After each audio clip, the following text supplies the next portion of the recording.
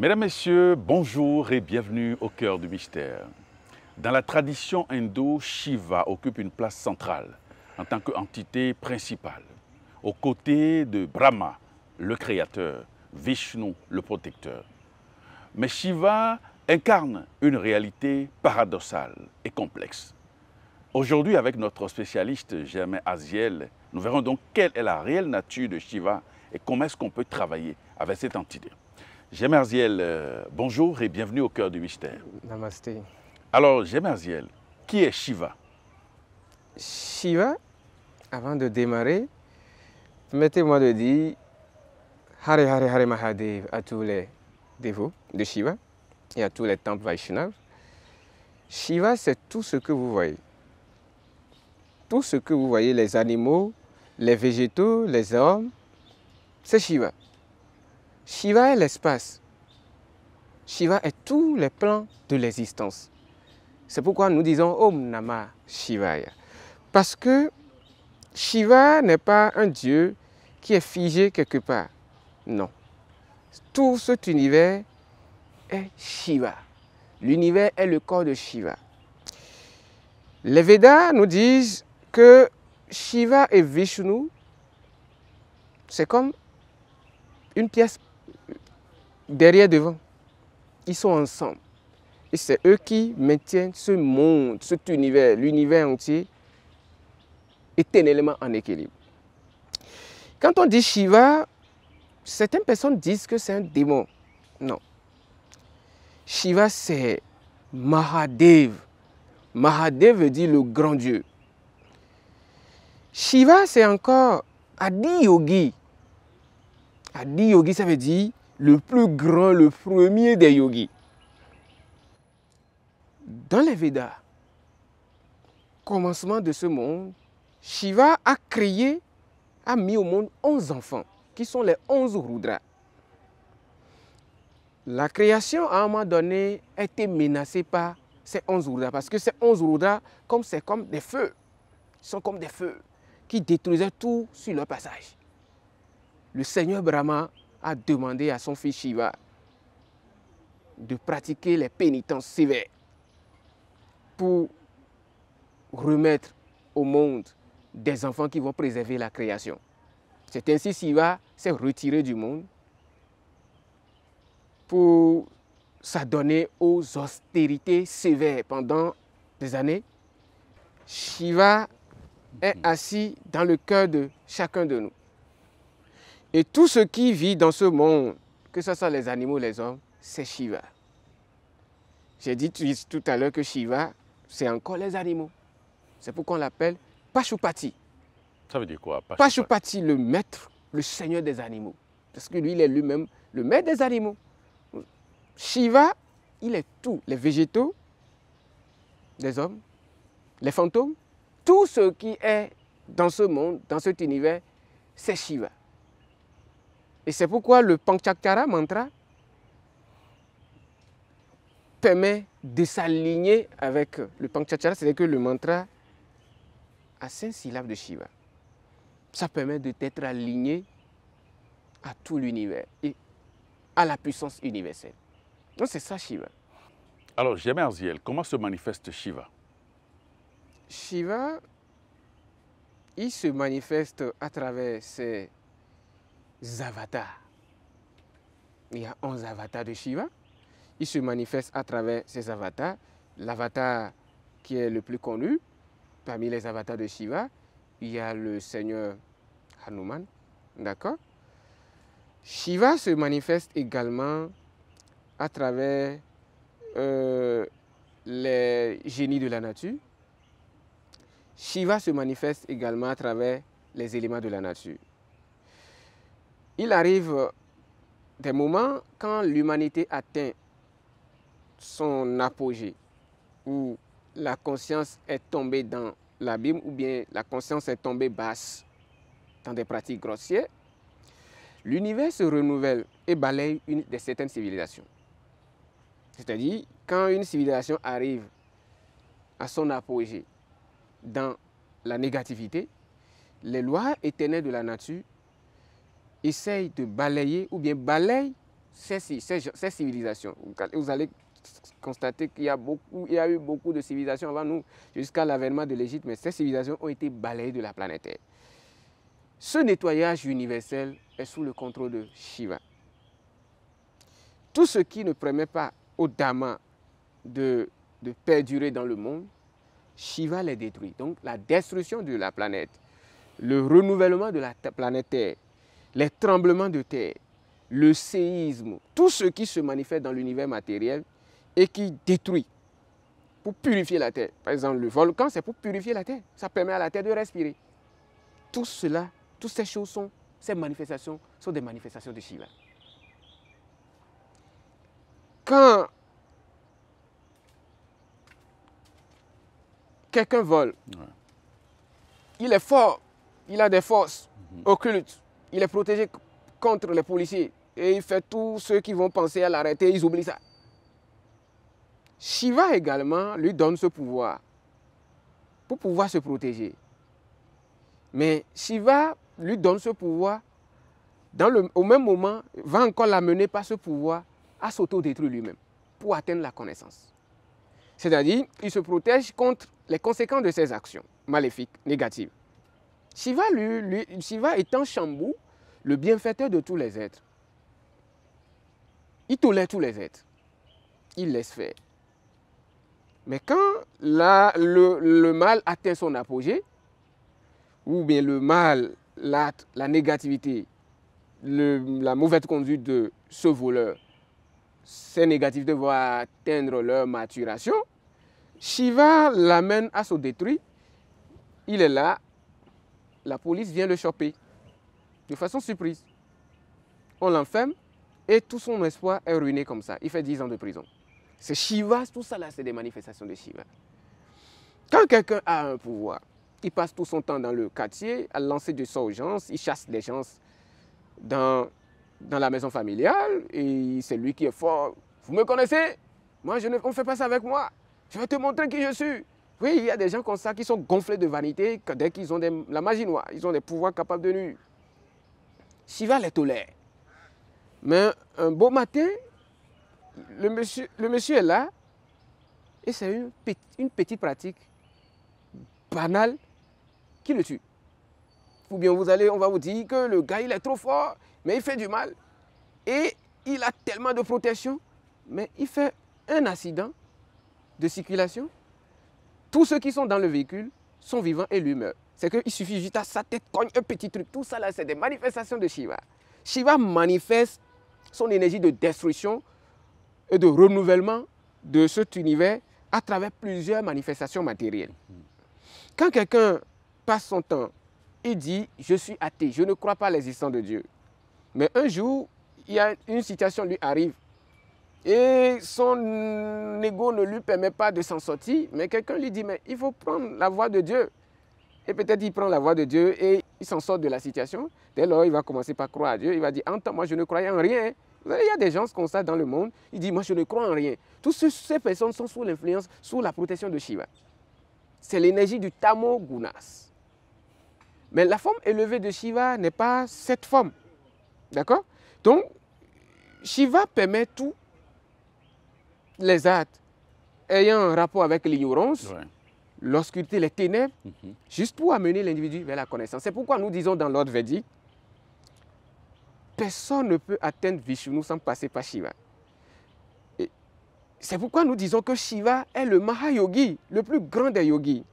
Dans les pratiques védiques et dans tous les autres védiques, il est dit que Shiva est le plus grand des Vaishnavas. C'est-à-dire que c'est le premier des brahmanas, le premier des yogis qui a atteint un niveau de connaissance suprême et qui permet à tout le monde d'atteindre cette connaissance transcendantale.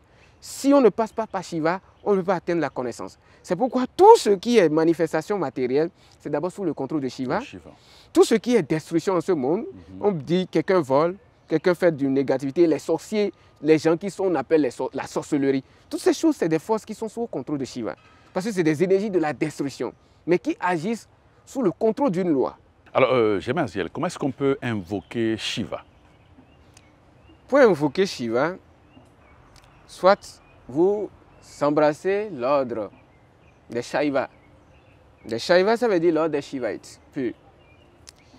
Soit vous pouvez également embrasser l'ordre des Shakta, les dévots de Durga. Dans tous ces ordres, il y a un processus pour évoquer Shiva. Soit vous embrassez l'ordre des Vaishnavas, parce que dans les Vaishnavas, ils venaient aussi, ils louent certaines qualités de Shiva. Mais pour invoquer Shiva, la première des choses, il faut rendre heureux les malades. C'est ce que m'a recommandé mon aîné, mon maître de l'affiliation shivaïque à Tamil Nadu en Inde. Vous payez des médicaments, vous irez dans les hôpitaux. Ceux qui n'ont pas les moyens, vous leur offrez des médicaments. Vous pouvez payer des sacs de riz. Ceux qui n'ont pas à manger, les orphelins, vous irez leur offrir des vivres. Troisième chose, les tenues, les habits. On va au marché, on paie des habits, on distribue à ceux qui n'ont pas des habits. C'est d'abord la chose qui permet d'abord de plaire à Shiva. Le service, rendre service. C'est ça, c'est d'abord ça. Il faut le faire. Tous ceux qui adorent Shiva le font. Même si vous rentrez dans l'ordre de Vaishnava, nous, nos temples qui sont dans la sous-région, nous distribuons tous les jours de nourriture gratuitement dans les villes.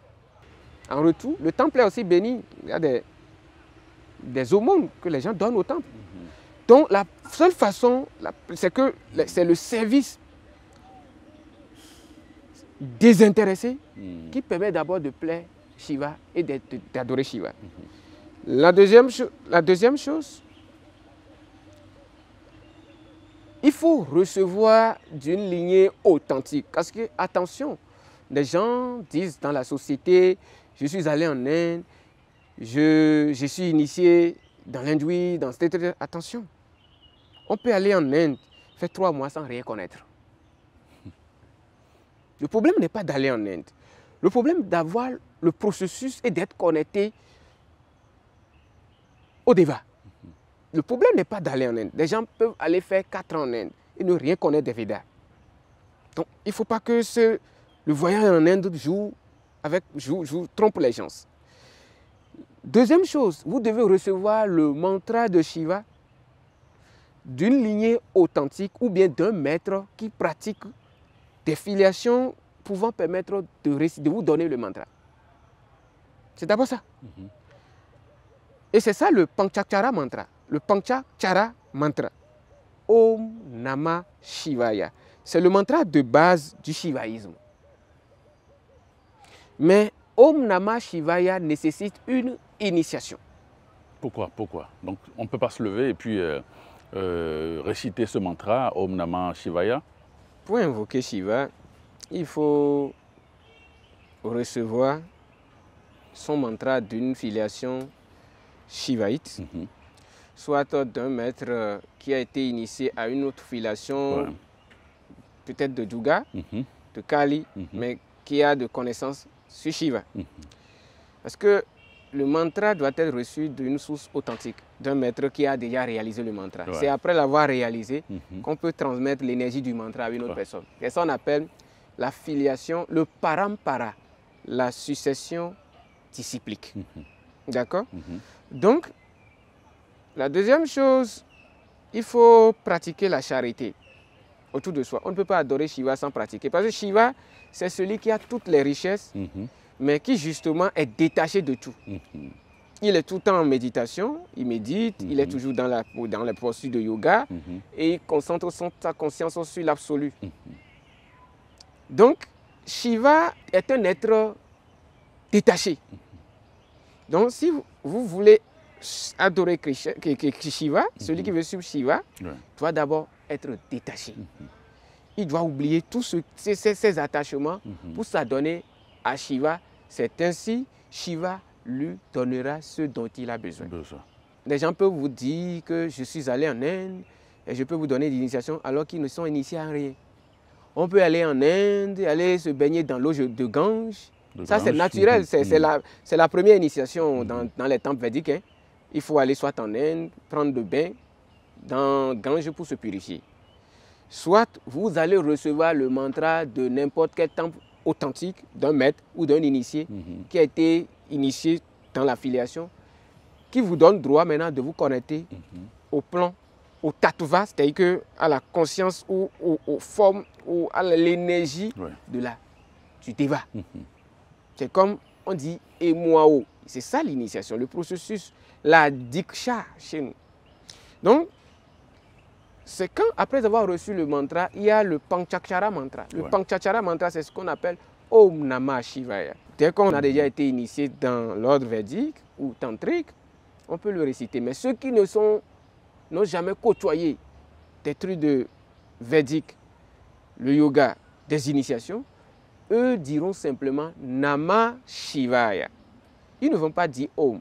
Parce que quand vous constatez, vous ajoutez Om, vous demandez à la Trimurti, vous appelez la présence de la Trimurti, Brahma, Vishnu et Shiva. La Trinité. C'est ça qui forme le Om. D'accord? Le Pranava, on appelle ça encore Pranava. Om, Pranava. Donc, vous obligez les lois matérielles que Shiva gouverne de vous obéir. Et là, vous n'êtes pas initié, mais vous voulez donner ordre. Parce que c'est quand on est initié qu'on a le bâton du commandement. La nature sait que vous avez un bâton de commandement, donc dès que vous faites comme ça, vous donnez de l'ordre, la nature obéit. C'est qu'à travers ces énergies, c'est que ces formes plénières, c'est-à-dire que les êtres qui agissent dans la nature matérielle obéissent. C'est ça on dit, j'ai donné ordre, j'ai demandé ceci, j'ai parlé avec autorité et ça s'est réalisé. Donc, quand vous récitez Om Namah Shivaya, vous alignez les 5 éléments. Eau, feu, air, éther, akasha. Donc, tout ce qu'on appelle espace, les forces de l'espace, les 4 éléments primordiaux s'activent et s'alignent. Mais quelqu'un qui veut activer tous ces éléments, est-ce que lui-même, il est psychologiquement préparé? C'est ça d'abord, la préparation psychologique. Il faut savoir ce que Shiva aime. Il faut savoir ce que Shiva n'aime pas. Il faut savoir comment plaire Shiva. Par exemple, s'il y a le Shiva Lingam, il est recommandé d'aller dans Shiva Mandir, les temples de Shiva, pour prier devant le Lingam de Shiva. De quoi est constitué le Lingam? Le Lingam, c'est une pierre. Ça dépend pour la plupart du temps. C'est en noir. C'est comme le phallus debout. C'est comme le phallus et le yoni, vous voyez un peu. Et c'est tendu vers le ciel. Donc, le Lingam représente tout. Et Kartikeya, l'un des fils de Shiva, qui est chargé de faire la guerre. Les armes de guerre, c'est lui qui fabrique. C'est que les armes de guerre, c'est lui Kartikeya. On l'appelle encore Muruga. Il y a Ganesh qui est le fils de Shiva. Il y a également la présence de la Shakti, Kali Durga et Shiva lui-même en question. Donc, quand on met nos lèvres sur le lingam, c'est pour charger le lingam et pour se connecter à toutes les puissances de cet univers ou de l'univers. Donc, ceux qui ont la possibilité d'aller dans les temples pour prier devant le lingam, ils peuvent le faire. Ceux qui n'ont pas la capacité, ils récitent Namah Shivaya. Mais avant de le faire, de commencer par le faire, comme je l'ai recommandé tout à l'heure, je dis il faut payer des médicaments, offrir aux malades, des orphelins, distribuer des vivres aux orphelins. Il faut le faire avec l'humilité du cœur. Il faut payer des habits et distribuer à ceux qui n'en ont pas. Tel est ce que m'a recommandé mon gourou. D'accord? Shivaïti. Donc, vous le faites. Maintenant, vous allez commencer par réciter Namah Shivaya, tout court. Mais ceux qui sont initiés déjà à une filiation asiatique peuvent réciter Om Namah Shivaya. Parce que quand vous récitez Om Namah Shivaya, Shiva est le protecteur des fantômes. Il s'appelle Bhutanata, le seigneur des éléments de la nature et des fantômes. Donc, quand vous appelez Om Namah Shiva, vous appelez toutes les formes de Shiva. Donc, si à ce moment donné, en vous, il y a des vices qui ne vous permettent pas d'être alignés avec les bonnes fréquences de Shiva, en répétant Om Namah Shivaya, vous allez inviter chez vous des fantômes qui viendront, ou bien des génies de la nature qui viendront vous éprouver. Et ce n'est pas le mantra, c'est que vous n'êtes pas aligné à la fréquence du mantra. Non, c'est ça. C'est pourquoi il est recommandé de dire Namah Shivaya. Donc c'est un peu ça. Alors, est-ce que Shiva peut décider de se matérialiser, de prendre une forme humaine, physique? Oui, dans un pays, il arrive parfois où certaines personnes se lèvent et disent, mais ce que vous avez l'habitude de faire là, ça ne répond pas aux normes sociales. Ils ne commencent pas à imposer des normes. Ou il y a quelqu'un dans l'armée, il est tellement puissant, quand il va à la guerre, il revient toujours victorieux, il a des titres honorifiques, c'est qu'il vainc ses adversaires, ses ennemis redoutables, il est vainc. Ce qui explique justement qu'il incarne l'énergie de Shiva. Parce que Shiva, en quelque sorte encore, c'est encore le patron des guerriers.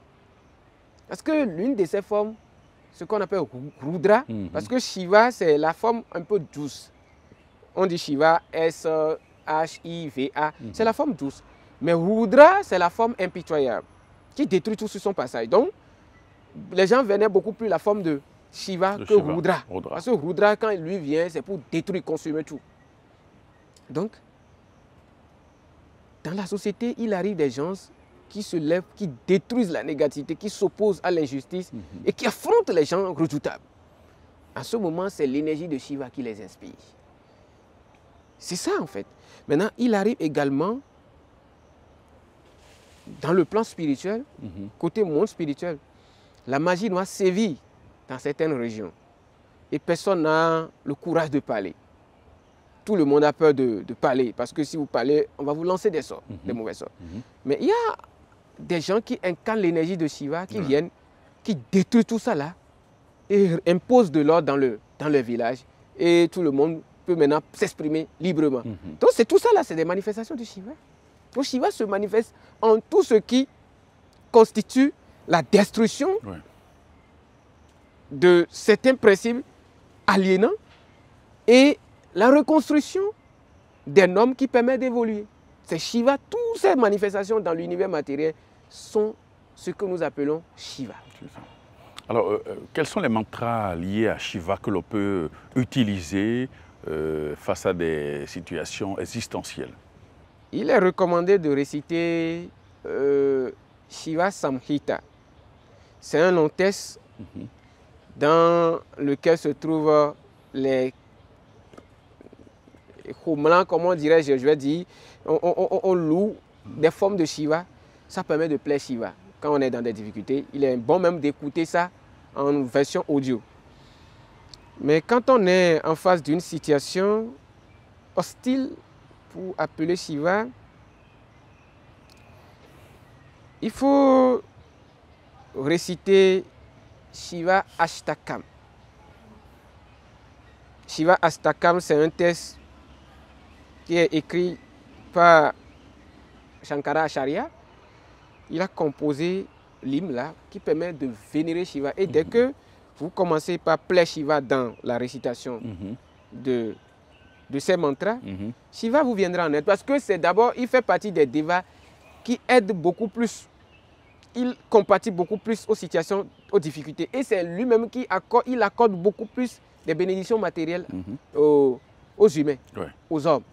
C'est pourquoi la majorité des Asiatiques venaient beaucoup plus Shiva. Ceux qui sont dans les commerces, dans des activités sociales, qui ne sont pas purement des spiritualistes, mais qui veulent faire peut-être des affaires, des commerces, etc. La plupart, vous verrez chez eux Ganesh. Là où vous voyez Ganesh, la statue de Shiva, de Ganesh. Là où vous voyez Ganesh, ça veut dire que c'est Shiva qui est là. Si vous voyez statuette de Ganesh ou bien photo simplement sur le mur de quelqu'un, sachez qu'il y a aussi Shiva là. Parce qu'il n'y a pas Ganesh sans Shiva. Il n'y a pas Shiva sans Ganesh. Donc, il venait Shiva, Shiva vient en aide, Shiva aide dans les moments de danger. Donc, vous pouvez aussi lui chanter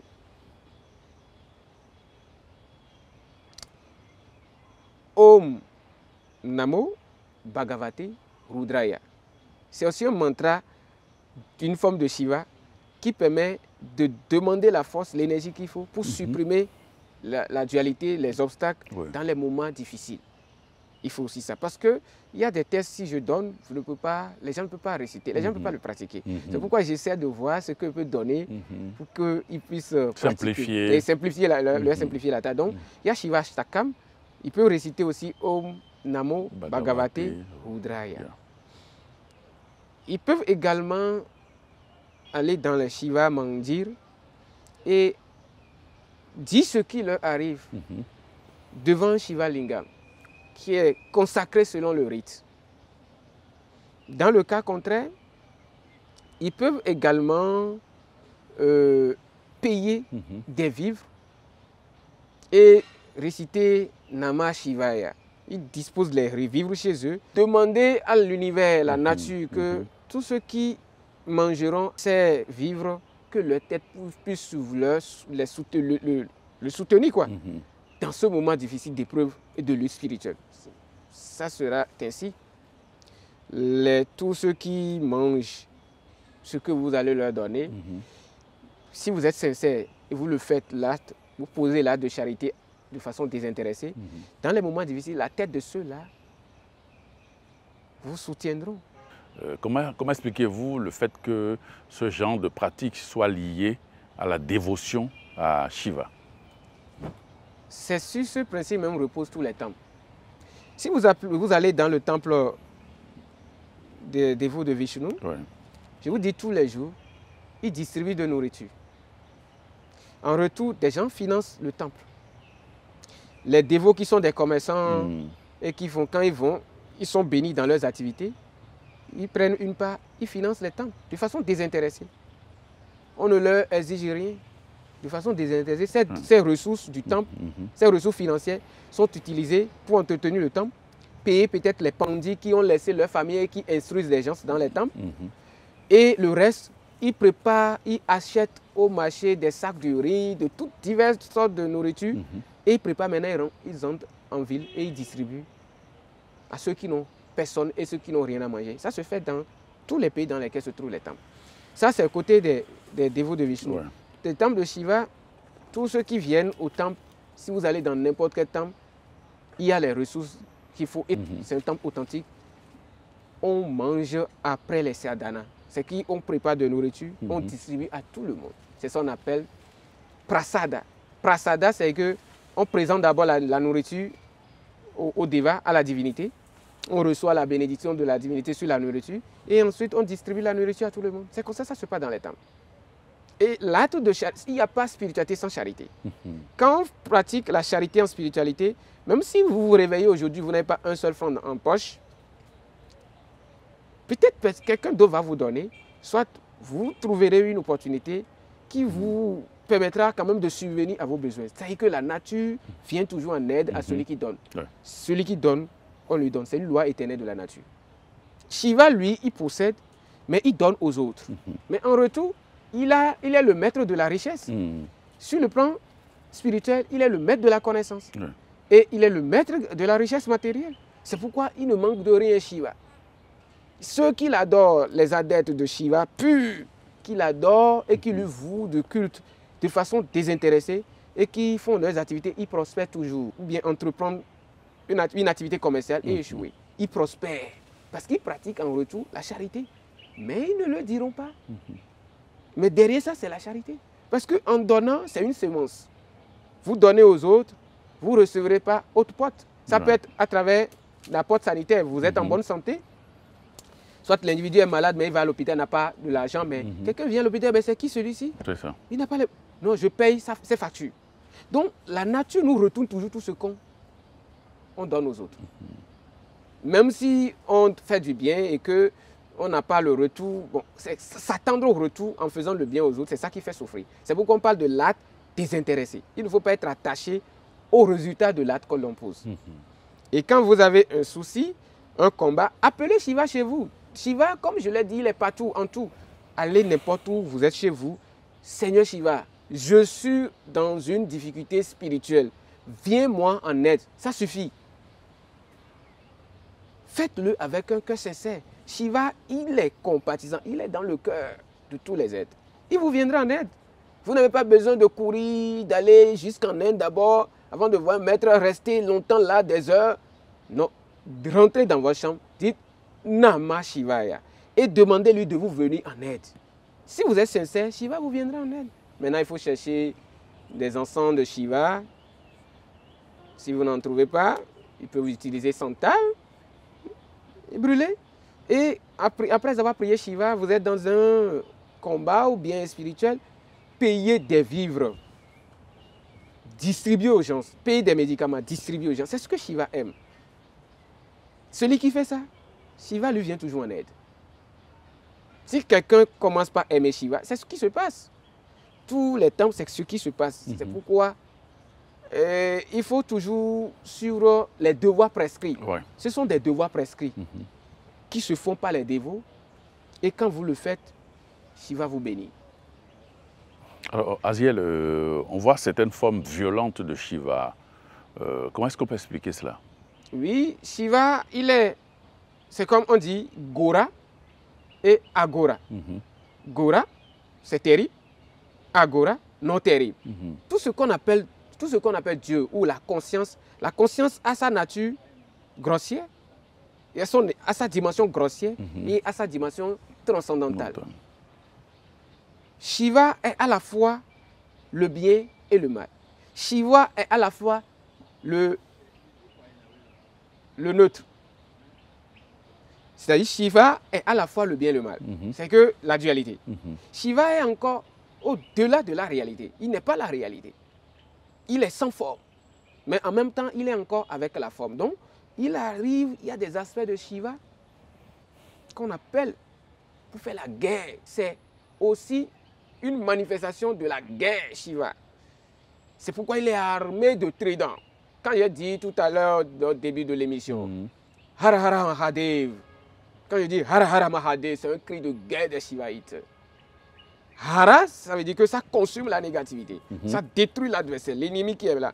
Hara Hara Mahadev. Donc, Hara Hara Mahadev. Donc, on demande à Mahadev, le grand Dieu, de descendre, balayer toute la négativité. Donc, c'est ça. Donc, c'est pourquoi Shiva est armé de tridents. Quel est le sens du trident? Le trident symbolise d'abord les trois mondes. Le plan mental, émotionnel et physique. Ouais. La signification ésotérique du trident. Le trident symbolise également les émotions, les pensées et les actes. Mais au même moment, le trident symbolise les trois formes universelles de pouvoir. Tout le pouvoir spirituel de ce monde repose sur trois piliers. Ouais. Donc le trident représente ce pouvoir. Et là où reste le Shiva Lingam, vous allez voir, on implante toujours ce trident. Là où reste la Murti, c'est que les formes matérialisées de Shiva, et on pose toujours là le trident. Parce que même quand on y verse de l'air, le trident, on le vibre, ça devient, c'est comme, et ils appellent ça symboliquement chez nous ici, les assains. C'est comme une signature, un objet sacré qui représente un monde. Et même quand on dépose le trident quelque part, on est en train de réciter le mantra de Shiva, la nature se met en action pour agir. C'est ça. Le trident est symbolique. Et c'est encore une âme de guerre. Quand quelqu'un a des pensées négatives et qu'il y a des mantras shivaïtes que l'on récite avec le trident, naturellement, comme le trident coiffe les trois mondes, cette flèche à trois bouts va commencer par pourchasser l'individu dans le plan astral. C'est que ça retourne pour détruire la personne. Ces pensées émanées sur le plan mental, c'est que pensée, action et émotion qu'il a accumulées pour vous envoyer, ça retourne les détruit. Donc c'est ça, le trident joue beaucoup de rôle. Alors on a remarqué également que les dévots de Shiva sont souvent adoptent le régime végétarien.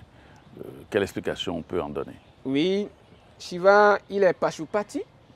Pashupati, c'est le maître des animaux. Donc dans certaines branches du shivaïsme, on ne tolère pas la consommation des animaux. Surtout des bœufs, de la vache, on ne tolère pas. Parce que les animaux sont au contrôle de Shiva. Tous les esprits qu'on appelle les gnomides, les gnomes, ces esprits sont sous la protection de Shiva. Et les gnomes sont souvent dans la forêt. Ils restent souvent dans les forêts. Vous voyez un peu? Donc, toutes ces formes sont sous contrôle de Shiva. Maintenant, il y a une branche du shivaïsme qui est une branche un peu violente et qui utilise des formes tellement redoutables. Et des formes qui utilisent ce qu'on appelle kapala. Kapala veut dire crâne. Vous allez constater, Shiva pose un pied sur le crâne humain. Là, il s'agit des formes qui réveillent le monde des cimetières. C'est des formes qu'on utilise pour avoir des pouvoirs occultes. C'est des formes qu'on utilise pour avoir des pouvoirs égoïstes pour dominer ce monde. Ce qui n'est pas bon. Ce qui n'est pas bon. Et c'est Shiva et tout. Et comme tout est Shiva, on voit Shiva et tout, mais on fait ce qui est essentiel. Donc, maintenant, le crâne est encore symbolique spirituellement. Et vous allez voir qu'il représente ces murtis, ces divinités de Shiva au temple, mais ce n'est pas fait avec le crâne humain. Ils font ça de façon symbolique. Ouais. Tout ça, ça nous amène à aller, à transcender la dualité de ce monde pour maîtriser qui nous sommes réellement. Donc, il y a des formes agressives, des formes redoutables qui sont là pour faire des guerres. C'est que lutter contre la négativité. Bon, il faut dire les guerres intérieures. La guerre intérieure, oui. La guerre, d'abord en spiritualité, commence à l'intérieur. De soi. Maintenant, il y a à l'extérieur aussi des ennemis externes qui cherchent à nous lancer des trucs. Donc, on peut aussi les affronter avec les formes redoutables. C'est là les formes redoutables de Shiva interviennent. C'est que plus l'ennemi devient menaçant au dharma et à la vie du dévot, ces formes redoutables sont là pour mettre de l'ordre dans le désordre. C'est comme on dit un paracommando, on sort les paracommandos de leur caserne. Ce n'est pas pour blaguer. Non, non, non, ce n'est pas pour venir sur le terrain pour dire non, calmez-vous. Ça, c'est le rôle de la police. Donc, les formes tous de Shiva sont là pour jouer ce rôle. Mais quand les formes redoutables sortent, ce n'est pas pour dire non, pardon. C'est pour détruire l'ennemi. C'est pour détruire les troubles. C'est pour détruire la magie noire. Quand la magie noire a atteint son paroxysme, où les gens sèment la terreur des mages noirs, il y a des armes, des mantras de guerre que l'on active. Pendant quelques jours seulement, vous allez apprendre la nouvelle. Parce que Shiva a aussi ça. Il est un guerrier. C'est pourquoi il est armé de trident. Vous allez voir d'autres formes, il est armé d'épée. Maintenant, d'autres armes, il est armé de hache. Shiva et tout. Et tout ça là, on peut lancer la hache à quelqu'un sur le plan astral à partir d'un mantra. Sur le plan invisible. Oui, des flèches. On lance des flèches avec le mantra, on active. Les brahmanas connaissent ça. C'est des mantras astraux ou qui permettent quand même d'attaquer celui qui veut vous attaquer. Parce que la vie n'est pas que sur le physique. Ce que nous faisons ici, on est en train de faire une émission, mais ça se déroule sur le plan visible. Oui, absolument. Donc, parfois, la lutte, ça sort du réel. Et quand ça rentre dans l'irréel, c'est que vous devez aussi entrer dans l'irréel. Mais quand la lutte entre dans le réel, vous devez descendre dans le réel. C'est comme ça, en fait. L'homme doit s'adapter à toutes les dimensions de la vie. Vous connaissez le bien, vous connaissez le mal, c'est d'abord ça le mage. Mais vous devez utiliser le mal pour protéger le dharma. Il arrive, les kriyas, les abhishara kriya, les pratiques qu'on utilise pour détruire doivent être connues des dévots et de tout pratiquant de la spiritualité. Parce qu'il arrive à un moment donné, le dévot est embêté par des forces contraires. Là, il fait recours aux pratiques, à ses kriyas, pour détruire ses adversaires. C'est aussi ça, en fait. La police est armée de fusils, mais fusil, ce n'est pas pour tuer la population. Mais s'il arrivait que quelqu'un vient et menace la vie du policier avec une arme, le policier tire sur lui. C'est ça, en fait, dans la spiritualité. Il arrive à des moments donnés, le dharma, c'est même recommandé dans les Védas, la légitime violence. On parle de ça dans les Védas, des Védas. La non-violence, c'est ce que recommandent les Védas. Mais les Védas recommandent quand le dharma est menacé et que votre vie est menacée, la légitime défense. Il faut utiliser la violence légitime. Et c'est pourquoi le Seigneur Krishna dit, à chaque fois que l'irreligion s'installe et que les êtres démoniaques développent un orgueil démesuré et que mes dévots sont menacés, je prends naissance pour détruire les pratiques démoniaques et les êtres démoniaques pour rétablir les dharmas, les principes de la spiritualité. C'est ça. Et donc, dans chaque pays, il y a souvent des spiritualistes, des maîtres, qui à un moment donné, le Dharma est menacé dans le pays. Ils viennent pour repousser un peu les hommes de ténèbres, Ouais. pour réimplanter les bases de la spiritualité. C'est comme ça que ça se passe. Donc, Alors, Gemerziel, quels sont les avantages que l'on a lorsqu'on est dévot de Shiva, lorsqu'on est dans le shivaïsme? Quels sont les avantages que ça vous procure l'avantage, au plan ça... spirituel? Non, je vais dire les avantages parce que là beaucoup adorent Shiva à cause des opportunités matérielles. Parce qu'il accorde, Shiva accorde ce que vous lui demandez. Shiva accorde tout ce que vous lui demandez. Shiva avait accordé la bénédiction à un roi. Il était devenu puissant. Le roi lui a demandé de pouvoir de dominer le monde matériel. Shiva lui a accordé ça, Shiva accorde. Mais à un moment donné, le roi était devenu orgueilleux de son pouvoir. Il a commencé par nuire avec ses pouvoirs. Mais quand le pouvoir était devenu menaçant à la planète Terre, mais Kali a pris la résolution de détruire. Kali a détruit. Ouais. Vous voyez un peu? Donc, Shiva vous accorde tout ce que vous lui demandez, mais quand vous n'utilisez pas ça pour la cause noble, Oui. pour l'équilibre du monde, si c'est richesse matérielle, par exemple, il vous a accordé à travers votre activité matérielle, il vous arrache tout et vous chutez. Vous allez perdre tout, vous allez fermer vos entreprises, tout sera catastrophique, chaotique dans votre vie. C'est comme ça que Shiva fonctionne. Il donne tout. Sur le plan spirituel, il vous accorde le pouvoir, l'élévation, la libération. Shiva accorde tout ce que vous lui demandez. Et vous devez utiliser ces choses pour l'équilibre du monde. C'est comme ça que Shiva fonctionne. C'est pourquoi on dit, celui qui adore Shiva et qui est connecté à Shiva, il est sorti, le Shiva le sort de ce qu'on appelle le samsara. Parce que c'est lui qui donne la libération. C'est lui qui libère de l'ignorance. Donc il permet à l'être humain de sortir du samsara. Ce qui fait qu'on vient sur Terre, on souffre, des gens se plaignent, pourquoi je vis ceci. Tout ça là, c'est parce qu'on a accumulé... De la roue des renaissances. Oui, c'est parce qu'on a eu à accumuler tout au long de nos vies antérieures des mauvais karmas. Donc maintenant on est confronté à ces mêmes karmas négatifs. Shiva nous aide à s'en libérer. Donc ça, c'est déjà un grand avantage. Alors, est-ce qu'on peut être à la fois shivaïte et Vaishnava? Celui qui est d'abord Vaishnava est d'abord en quelque sorte un shivaïte, parce qu'il n'y a pas Shiva sans Vishnu. Ou Krishna. C'est ça, les Védas disent, celui qui offense Shiva, offense Vishnu. Celui qui offense Vishnu, offense Shiva. Donc, celui qui est adorateur de Shiva est en même temps adorateur de Vishnu. Maintenant, quand nous allons entrer dans les pratiques techniques, à un moment donné, les choses changent. Mais celui qui adore Shiva, adore Vishnu. Mais celui qui adore Vishnu, parce que tant on reconnaît les qualités de Shiva, et parce qu'il est le premier des Vaishnavas. Donc aucun Vaishnava ne peut manquer de respect à Shiva. Parce que Shiva est le premier Vaishnava, le plus haut des yogis, le plus grand de tous les yogis. Et quelles sont alors les techniques, comme l'avait dit, les techniques de Shiva? Ah, c'est secret. Non, on peut quand même, les choses sur lesquelles on peut lever le voile pour les téléspectateurs. Les techniques, quand ça rentre dans les techniques, parce que ça rentre dans des sadhanas. Oui. Bon, on ne va pas dire les exercices spirituels que vous faites, mais bon, comment un shivaïte s'y prend, disons, quotidiennement, comment il travaille quotidiennement? Bon, il y a les devoirs prescrits comme... Il y a les devoirs prescrits. Comme le service et tout. Des traits tous les matins. Il y a des prières, des ashtakam, des sutras de Shiva que nous récitons. Il faut réciter. Ça permet d'attirer les pouvoirs, d'activer même les facultés. Maintenant, les gens peuvent télécharger les 108 noms de Shiva. De Shiva.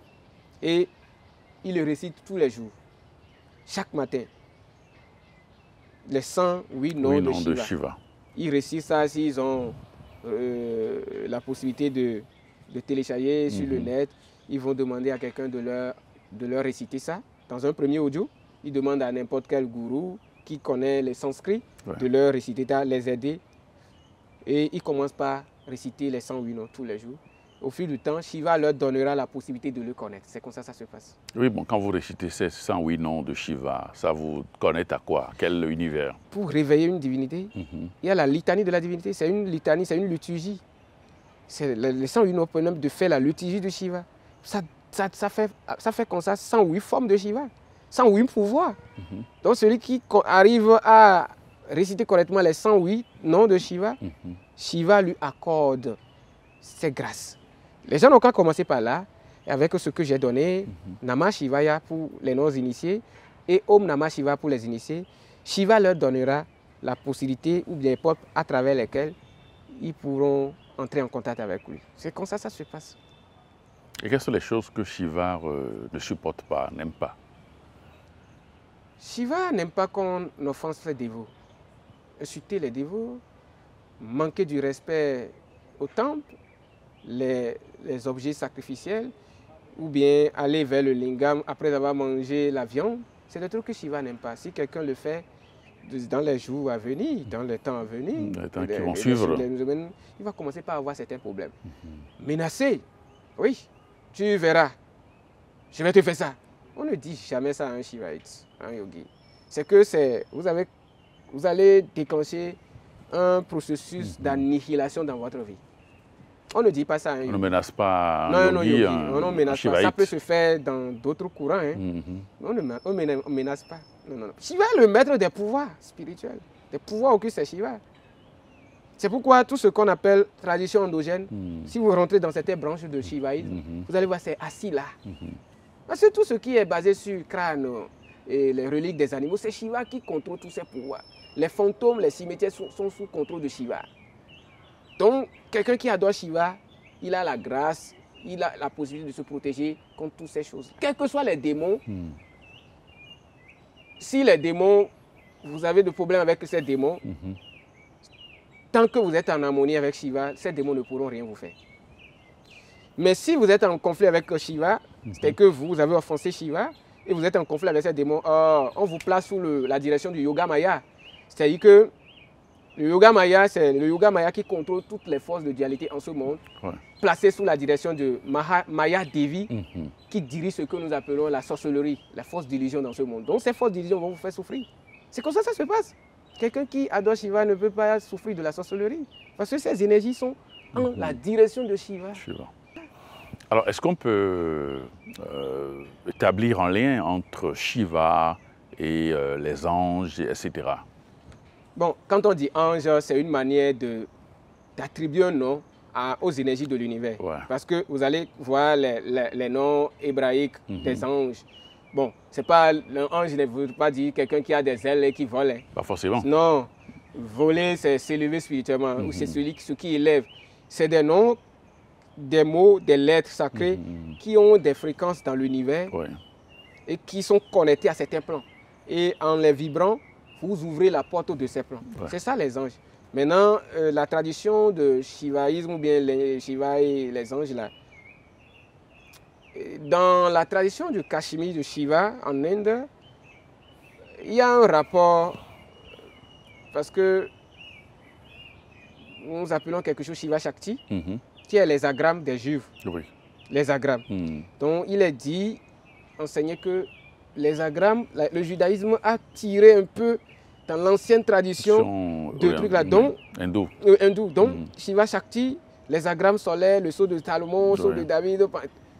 Ça existait déjà. Il y a un lien, il y a un lien entre les traditions, mais à un moment donné, dans l'aspect technique profond, les choses changent un peu. D'accord? Mais l'essentiel, c'est que il faut suivre une voie et se conformer aux exigences de la voie. C'est ça, en fait, c'est le dharma.